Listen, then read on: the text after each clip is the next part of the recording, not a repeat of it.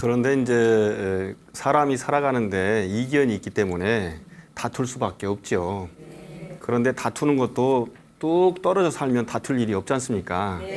그런데 한 집에 살았기 때문에 예를 들면 스님에 대해서 여러분들이 잘 모르시잖아요. 텔레비전에 나오는 좋은 모습만 보시니까. 그런데 가까이 사는 저희 신도들 같은 경우는 아이고 우리 스님도 게으를 때가 있어요. 뭐 예를 들면 그렇게 할 수가 있을 겁니다.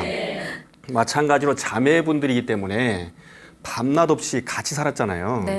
그래서 공유한 부분이 많기 때문에 그 공유한 부분 중에 일부를 공유하지 않으면 그것이 이견이 되는 것이죠.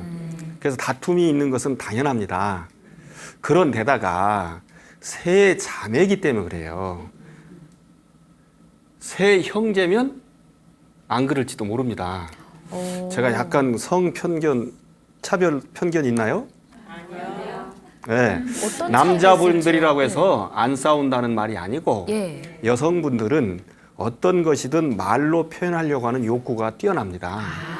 즉 말을 많이 해야 건강하다 그런 말씀이죠.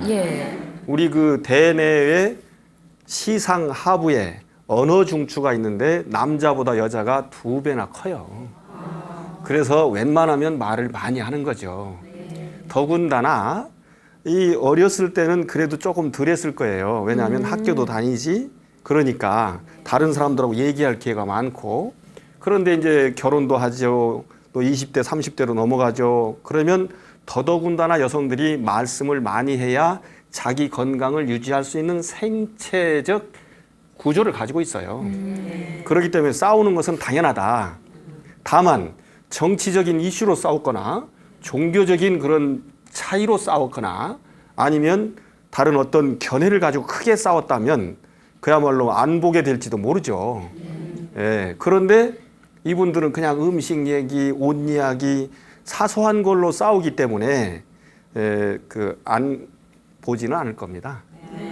그리고 모든 싸움은 시작은 자그마한 것부터 시작을 합니다.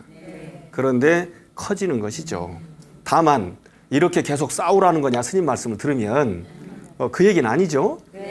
안 싸우려면 어떻게 하느냐 하면은 이견 중에 공유할 수 있는 동의하는 의견을 골라내고 이견들을 이제 정리하는 방법론들을 가져야 합니다.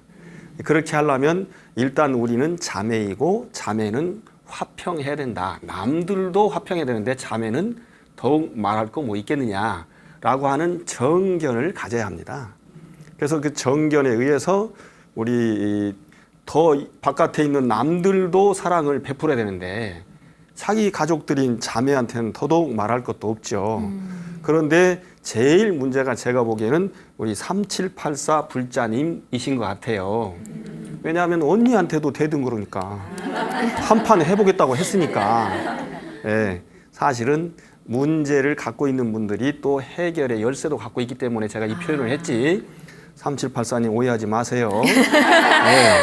그래서 그것을 인식하고 있기 때문에 해결할 수 있으리라고 생각합니다.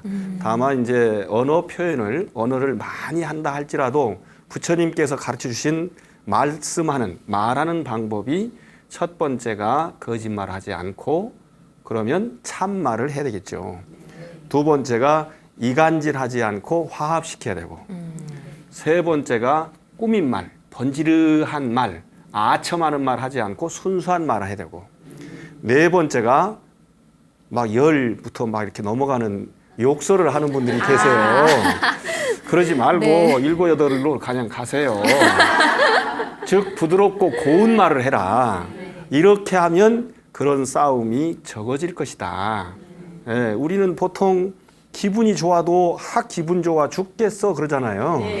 그런데 그러지 말고 아주 경쾌하고 좋아라고 해야 되는데 언어 습관을 조금씩 바꿀 필요가 있다라고 우리 3784 불자님께 말씀을 드리겠습니다. 꼭 자매간에 화평을 이루소서. BTN